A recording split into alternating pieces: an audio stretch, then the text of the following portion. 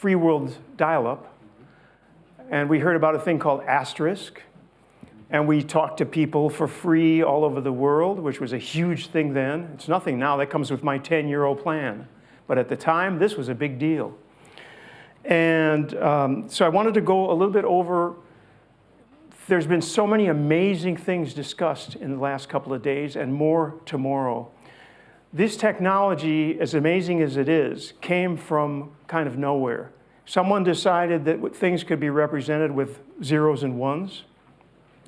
And I wanted to mention this at the beginning of the internet. I'll be as brief as I can, which is probably about a half an hour. Kidding. 1987, I was working for, 1987, just cut off the mic when you're done. 1987, I was working for a company in Rungis, France, who had to exchange data with Huntsville, Alabama, a company called Intergraph. And that company used the internet at some ridiculously slow speed to do RPipe and so on, telnet transfers. The data was on tape, and we did that, and it was slow and painful. In 1993, in Paris, we had CompuServe and dial-up, and that was the first thing. Let's see if we can do this. Is that coming through?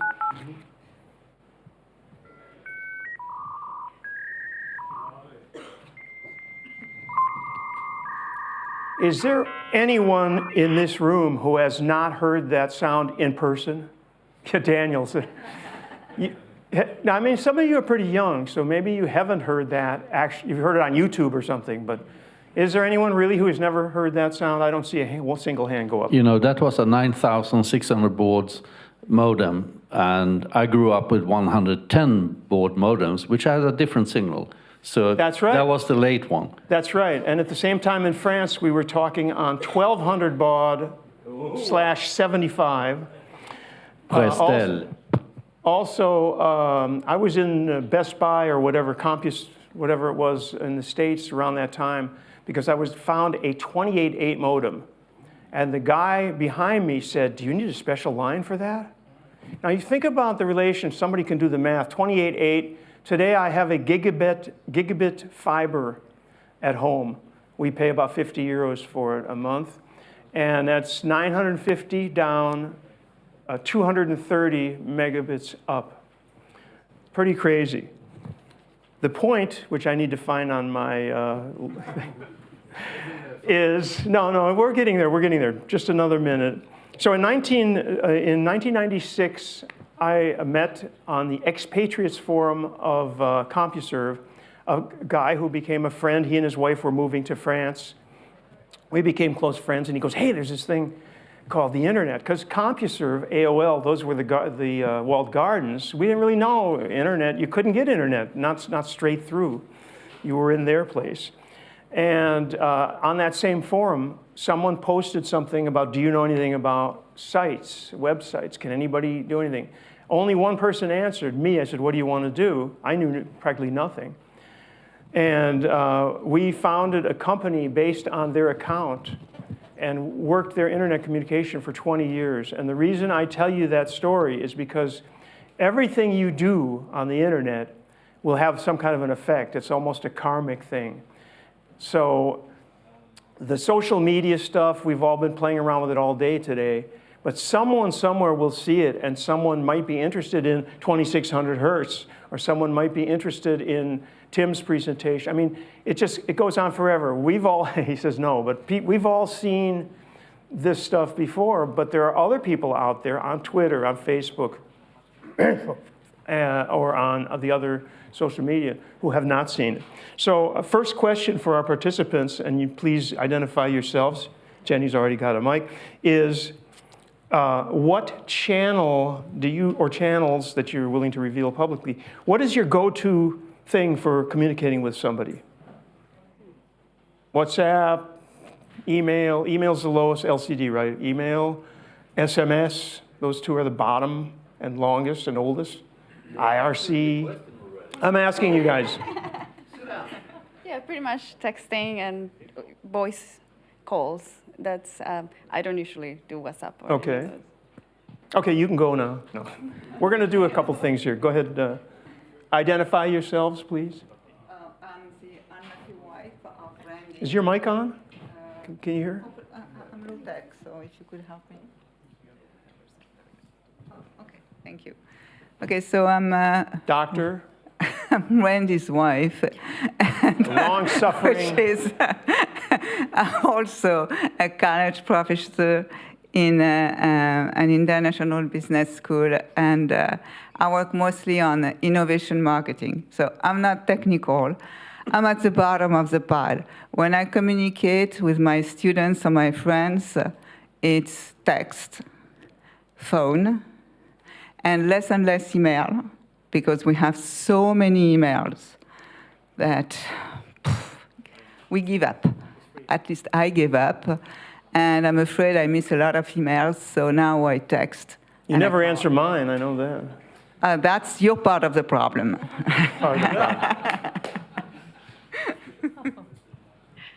So Miriam at 2600 Hertz. I would say I actually really like Slack a lot. So kind of that instantaneous, instant messaging, SMS. I used to use Facebook messaging a lot. I've kind of veered away from that, but I would say those are kind of the top three outside of email and everything else. So. My name is Irina, and I'm a product marketing manager at 2600 Hertz. I would say text and email are pretty big for me professionally, and also Twitter.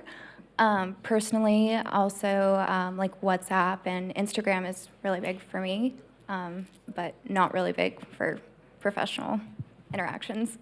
And you just mentioned 3 Facebook products, by the way.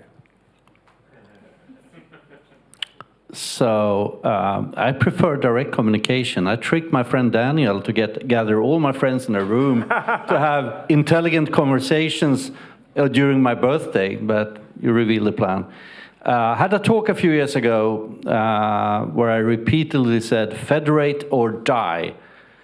I have a huge directory in my head trying to remember which service to use to communicate with all you guys, and there are too many services, and then I change device, and I lose a lot of communication because I haven't initialized this app or that app or that app that you prefer to use.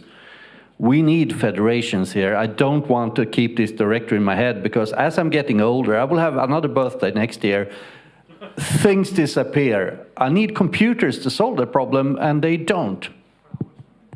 That's for sure. Humans don't either, though, right? So one of the things that this is supposed to be about is your greatest fears or your fondest hopes for the future of these technologies. And Elena Ramona couldn't be here, so I talked to her about it earlier, and this is actually a great thing that I wouldn't have thought of. We were talking about, and Daniel spoke of this yesterday as well. A lot of times nowadays, you give an iPad to someone who's 2 or 3 years old, and that's wonderful that they learn how to use it. In fact, they learn so well that they generally figure out your password or the thing that you do to open the thing, and then they start buying apps or doing whatever at like 4 years old. They don't know what they're doing, but they do it. The question is... That goes for a lot of us as well. Yeah, and I saw you, by the way. You look like you're 3 years old with all the different channels open at once. Anyway, thank you, Randy. You'll get the payment for that later. I'm sure I will. Ole was sitting next to me. So her concern, and this is a good one, is that recently there have been, for example, really beloved animated characters on YouTube. These kids' videos, and they start out and they look like the singing, what is it, the singing frog or something, whatever that is, pig, singing pig, the beloved singing pig, and then suddenly in the middle it goes to the pig being lynched by an angry mob, and then the pig starts screaming obscenities, and pretty soon the family members of the pig are engaging in things that I'm too embarrassed to even talk about in front of you guys, because I know you're very inexperienced. But does anybody share that fear? Any parents or future parents? I mean, what are we going to do? What can any of us do? What can any of you do? What can Google do about this problem? What do we do? What's the answer? And are you concerned?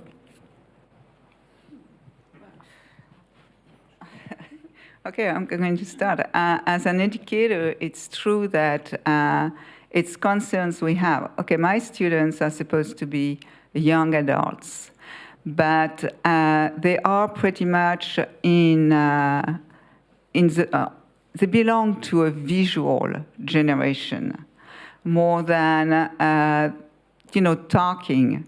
They watch a lot of videos. They film themselves when they talk to each other on the phone. It's face-to-face. They wouldn't just, take their phone to their ear or even through the mic. That's already older. In other words, voice is dead. Is that what you're telling these people?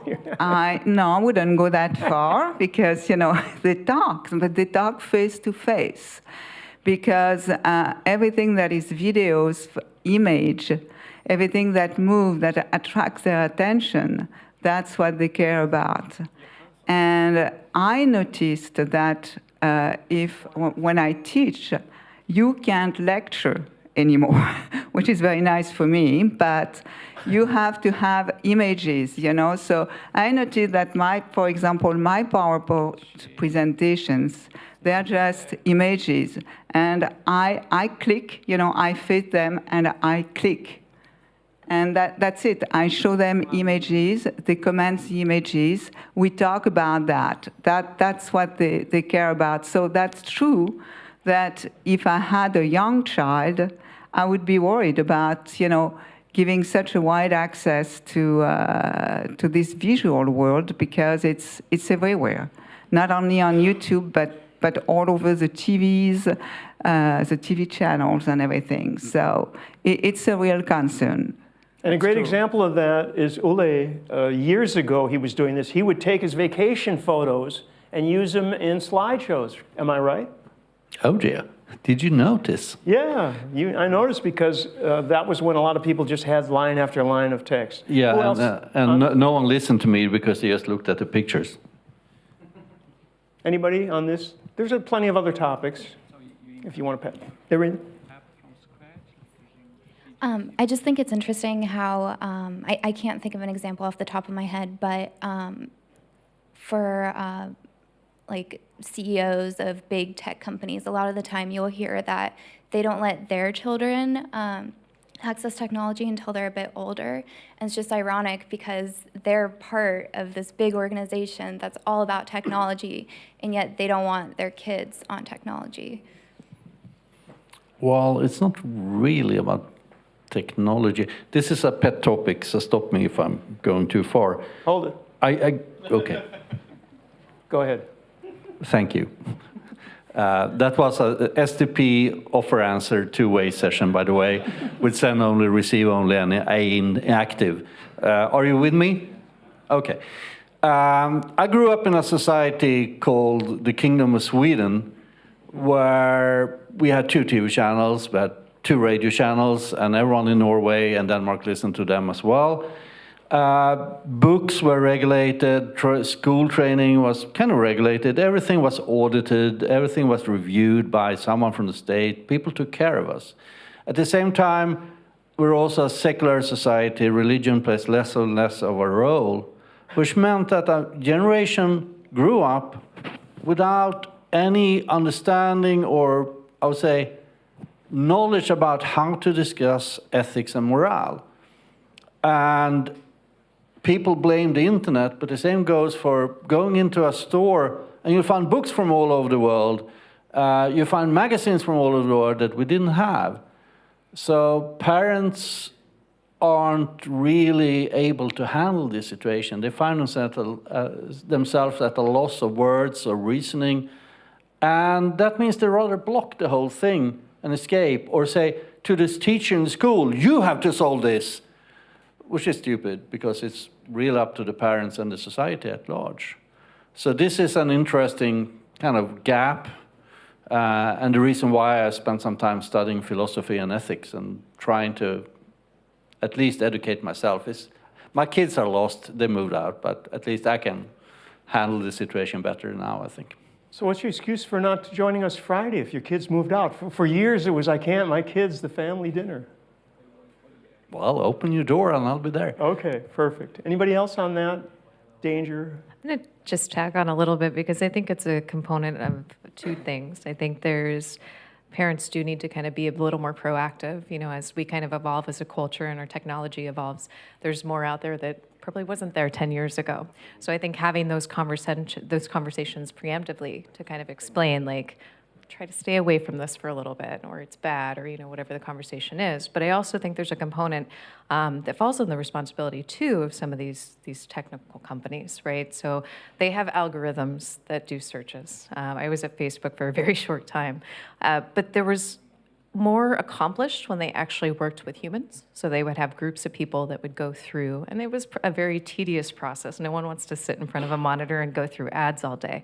But I think there's kind of a middle ground of maybe there is more of a mobile workforce that focuses on that, and then a deeper dive into those algorithms, because I think they're at a very base level. So I think you probably have to kind of go at a three-prong approach, just my opinion. Okay. Anybody else? Anybody out there have anything to say on this before we move on? No? Well, there's one scary thing that goes back to the network before you move on. Mm-hmm. This is the trend now to blame Facebook and the carriers for all the information that they just forward, blaming email system and everything. In Sweden, we have something called a phone secret. We have something called a mail secret, which means it's illegal to open mail not addressed to you. It's illegal to steal that from a mailbox anywhere. But we haven't got the same right to privacy, the same secret for delivering messages. They try to have internet service provider to make them responsible. The post office is not responsible, regardless if they ship you a bomb. But the internet, there's a trend from governments to push this responsibility to both Facebook's, WhatsApp, and the internet service providers, and I believe that's fundamentally wrong, and it's bad for our society. So please work hard for net neutrality and make sure that we work towards the right of an internet secret for information delivery. Speaking of net neutrality, I think it was today, the vote, or yesterday, I don't know what happened in the United States. Don't know what happened. I got the EFF call your congressman. Are you still associated with that country over there? Are you still associated with that strange country over there, the small? Yes. Okay. Canada, no. Okay, another completely different topic about algorithms and AI and machine learning, okay? I'm just going to express my opinion right away and say that I have never seen AI. I've seen lots of machine learning. And let me explain that very briefly again. First of all, how many of you use Google Calendar? Lots of you, right? I do. Do you guys? Google Calendar, it's fantastic, and I've used it for years. So if I'm on the phone with a dentist or something, getting an appointment, whatever, when you click on Create the Event, it uses the current moment as a default. It seems to me that if they had any intelligence at all, they would realize that it's pretty rare that you schedule an event that minute, right? Think about it a minute. Maybe nobody has, but I certainly wonder about it. I'm going to try to play, for those of you who have maybe not heard this. Let's see, can you give me a sign if this is not loud enough? And I know if it's too loud, the guys on the console over there. I don't know how many of you have heard this, but this is AI talking on the phone to a hair salon for an appointment. So how can I help you? Hi, I'm calling to book a women's haircut for a client. I'm looking for something on May 3rd. Sure, give me 1 second. Sure, what time are you looking for around? At 12 p.m. We do not have a 12 p.m. available. The closest we have to that is a 1:15. Do you have anything between 10 a.m. and 12 p.m.? Depending on what service she would like. What service is she looking for? Just a woman's haircut for now. Okay, we have a 10 o'clock. 10 a.m. is fine. Okay, what's her first name? The first name is Lisa. Okay, perfect. So I will see Lisa at 10 o'clock on May 3rd. Okay, great. Thanks. Great. Have a great day. Bye. Isn't that amazing? Seriously? I mean, the thing is saying, well, it's thinking, which is clever. but it also reacted to a whole bunch of unforeseen possibilities. And I think that's fantastic. Immediately, internet took over saying, oh my God, they'll be making phone calls and it'll be spit and spam and people will be making calls and so on. A bunch of people were talking about that. There are some terrible criminal possibilities to this. So Google had to answer saying, oh, but we intend to have a disclaimer at the beginning saying you're speaking to a machine. I don't know exactly how they're going to word that, but basically it is going to identify itself. And I just wondered if anybody had any thoughts, I'm sure you do, on this idea of phone calls, because since nobody uses voice anymore, first of all, A, are people going to be answering phones still in a few years? And B, does this bother anybody, this idea, or what does anybody think of it? We'll start with Jenny. So I guess my thoughts in this is kind of thinking as well, like what we were talking before about the kids learning and being exposed to technology. I feel like with technology is amazing because it takes us further and further every day, but it has become as well a dependency for humans, and it's isolating that human factor.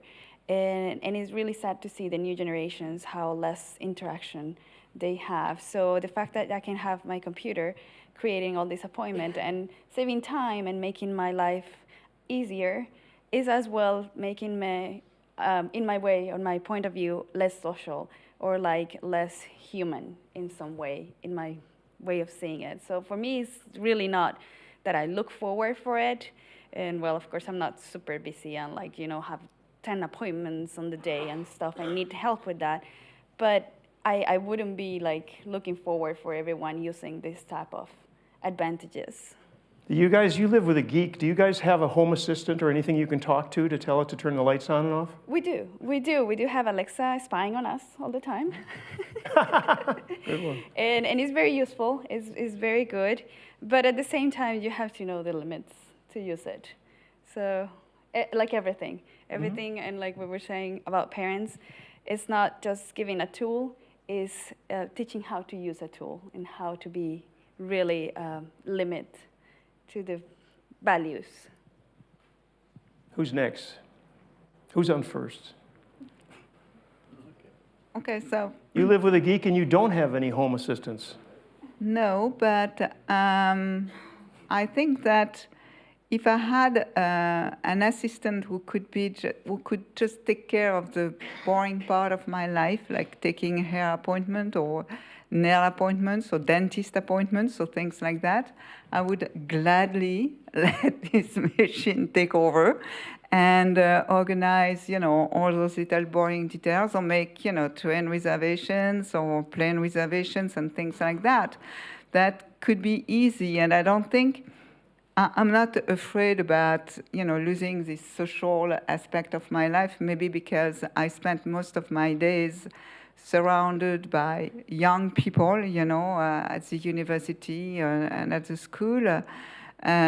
So I have a lot of social interaction with people and my colleagues and my students and everybody. So this aspect of the technology is not frightening to me. I think it depends a lot on what kind of job you have. Obviously, if I was sitting behind my desk all day and I had, all these technological tools taking care of everything, I might feel a little isolated. But for now, that's not the case. So that's not that wouldn't be my fear. My fear would be more like, or my worry or my concern would be more like they might at some point take over a little too much of my life. And suddenly tell me, okay, no, you have to do this that day at that hour. Then I'll get a little mad. But, I think before we get to that level, might take a few years. So you're saying that you wouldn't mind having a device that listens to everything you say because currently you have someone there who lives there who doesn't listen to anything you say. Is that the idea? No. We have to have a chat, Randy. No. I promised to really discuss this with him, so he starts helping you with all of your appointments and all that. Thank you. No, I think that's what I would discuss with the machine, tell the machine, okay, look at my calendar, I need a hair appointment, see what are the spots that are easy, and that's all, you know. That's the way I see it, you know. And anyway, I know that when I talk to you, it's just talking to a wall, so. I'm sorry. Nothing. Who's next? Anybody? Dad? Well, I can't wait to get rid of that keyboard because it's a block between my brain and the computing system. I don't see this, I mean, telephone calls is just a very, very tiny application. When this technology gets out, so on my Raspberry Pi Zero, I'll have a chip and I'll start talking with my systems. That's going to be great. What I don't like is now, because there's so much computing power needed, Siri and all these devices transfer everything I say across the net and then back. But soon that's going to be fixed thanks to old man Moore. And that user interface will be the natural user interface for most of us. That's going to be awesome. But it's going to be one little thing. The first time I saw and actually traveled in a car with a GPS that talked, I sat there wondering, and after a while I asked the cab drivers that, don't you get irritated about the voice? Yeah, she sounds like my wife, but there's a remedy for that, he said, and click, click, click, he had another Norwegian voice that was better for a while, but he kept changing. So we need to have multiple voices. If the system starts telling me what to do, I'm going to be so annoyed, so I said, go away, and I have another voice coming. Okay, before we conclude, a couple of anecdotes. You and I were talking about your, as a teacher, if you think about this, people submit papers, and they submit this stuff as original work. Just like occasionally in open source, people submit code that maybe isn't theirs too. I don't know, that may happen. What happens when, what's the evolution of that? Because you get papers that are written and are pretending to be original work. What if it's not? How do you find out? Well, usually when students write a master's dissertation or a PhD dissertation, as well as academics, when we write a paper for a conference or something, we're supposed to present original research. And sometimes when I read some papers, either from a student or a colleague, I have the feeling that I already read that somewhere.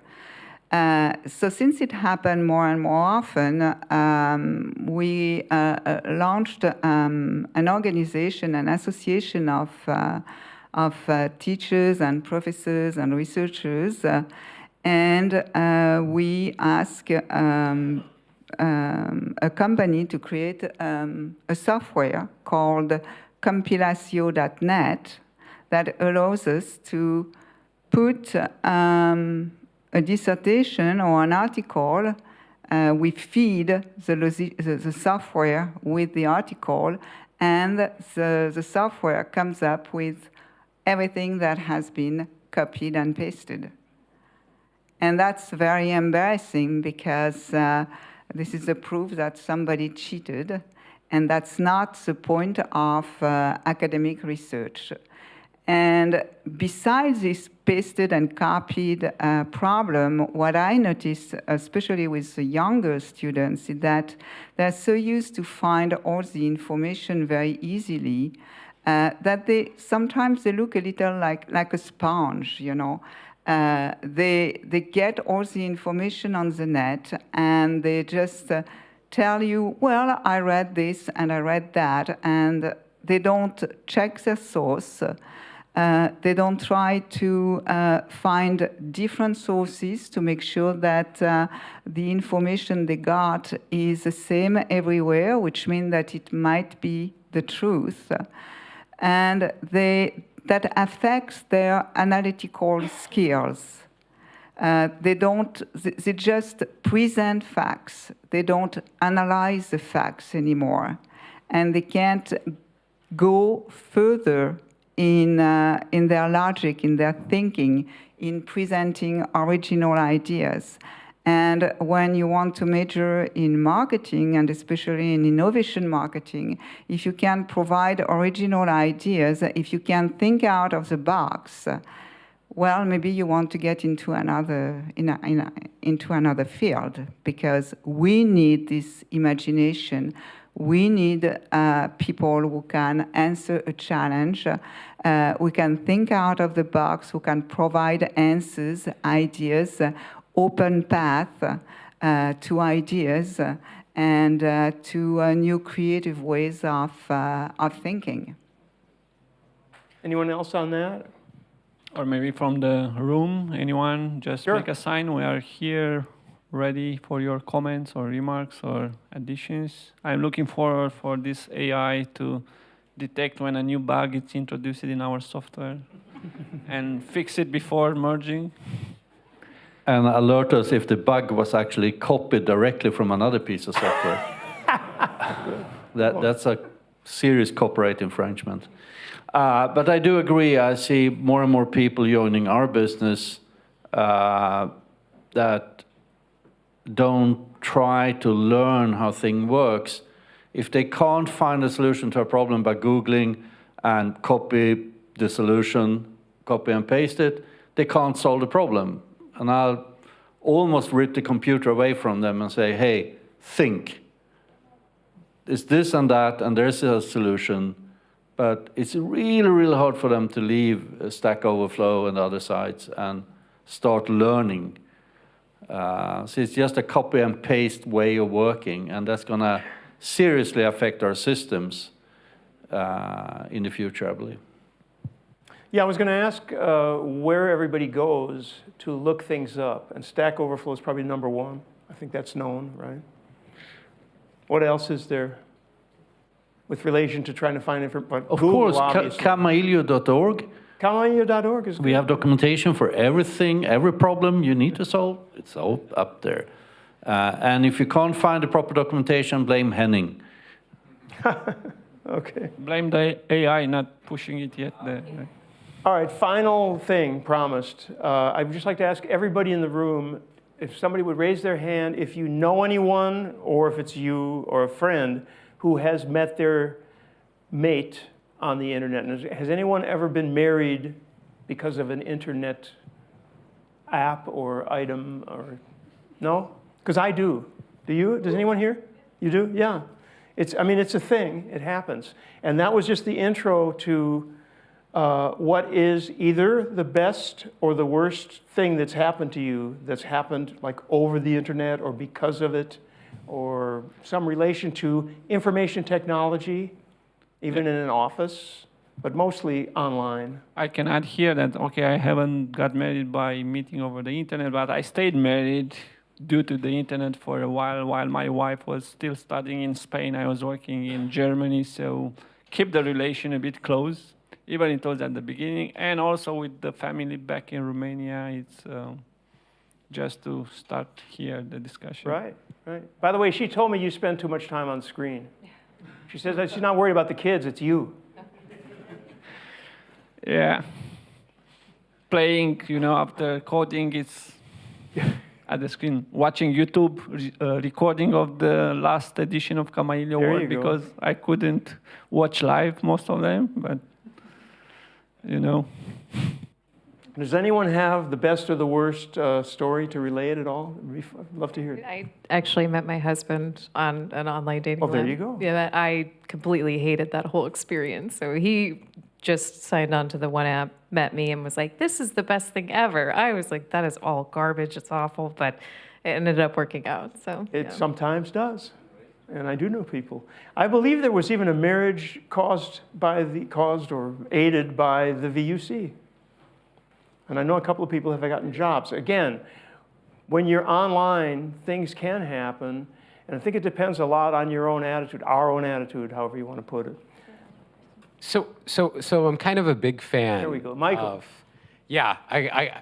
I'm a big fan of interpersonal communications, and so one of the things that's really started to come forward to me is I was never really a big fan of video, And one of the things that I've been doing for the past couple of days, and even for the past couple of months, is I ask people, what are your thoughts on video? And so I think that one of the things that happens is as you have more points of contact, it becomes closer to actually having, you know, more of those key values. Like you can see people's facial responses and all that type of things. And you get to read them better. And so although I wasn't really a big fan of video, I'm now a huge fan of it. And so I have a daughter, she's 7 years old, and I've been out here for a couple of weeks, right? And every day we have a video conference. And it's amazing because, you know, usually when I'm a couple of days out, she gets really, really antsy, right? And then she gets upset and she goes through all those different like cycles of emotion. And then, you know, like a couple of days later, she'll be mad. But now, because we video conference all the time, we really have like, it gives you the ability to travel greater distances for longer periods of time. And proving your theory, I mean, I'm trying to see, I wanted to make sure I could see your face when you were talking, just like everybody else. That was great. I would like to... Another aspect of that Good. is actually stop using the name video call, because a call for many people involves billing. The new thing is that you can be together. And you can have a very relaxed session together, and you get that together, being together feeling. And I think that's the new thing.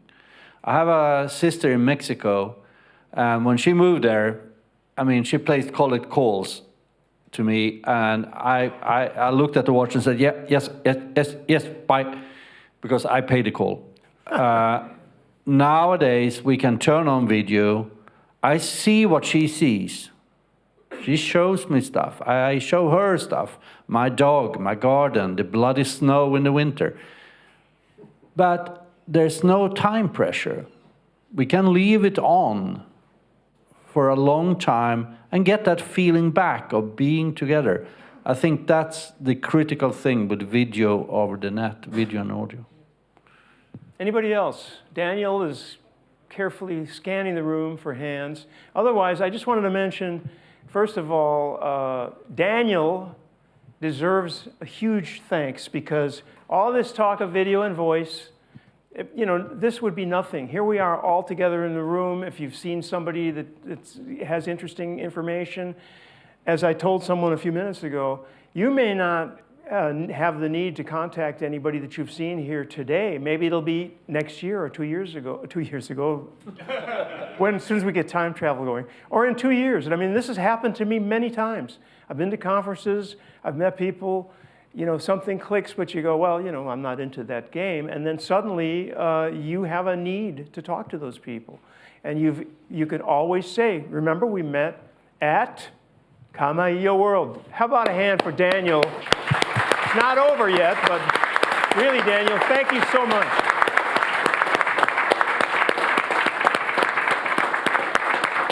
And I think there's Thank you, guys. an ending and drinks, right? We can, maybe you finished your session? Yeah, I mean, I think that everybody's had enough. I have a million things to say, sirs. Okay. James, you want to give another shout for tomorrow? There are a couple of people coming a bit late today, or you want for...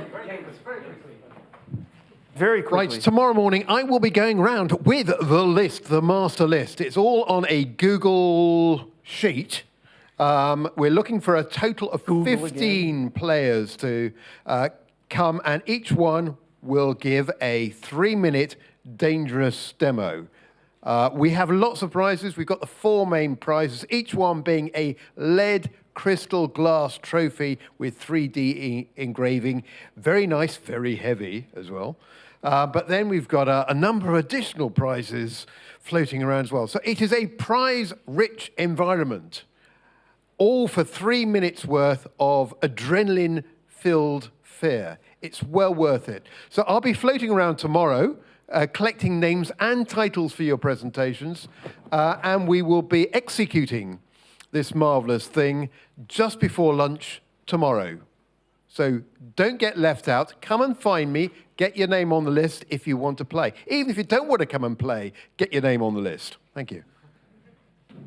Okay, and if you are at the first edition of a Kamailio World recording from the last year, the Dangerous session could give you a good sense of what happened. So it's very entertaining. Don't be scared of failing because that's the scope. Just show your idea and be prepared for a lot of fun during that session.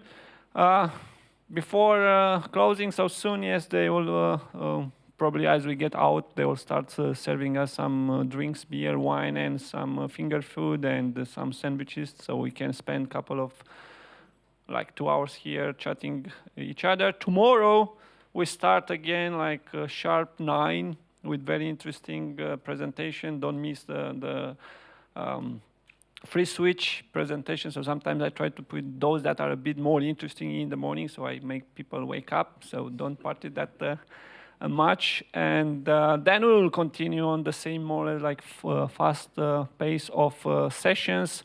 Half an hour, most of them with lightning talk just before the Dangerous demo. A rather interesting project from presented by Stefan Sawyer tomorrow, if he landed today. Otherwise, James needs to find another 5 people for the Dangerous demo.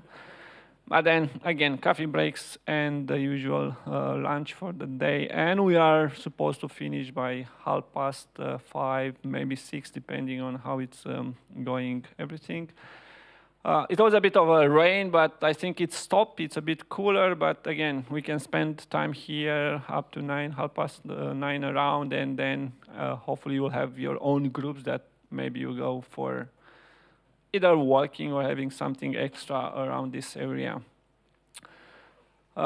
Once again, thank you for everyone. It was really a nice day again, and let's have some drinks and chat each other. Drinks, some food, and good mood.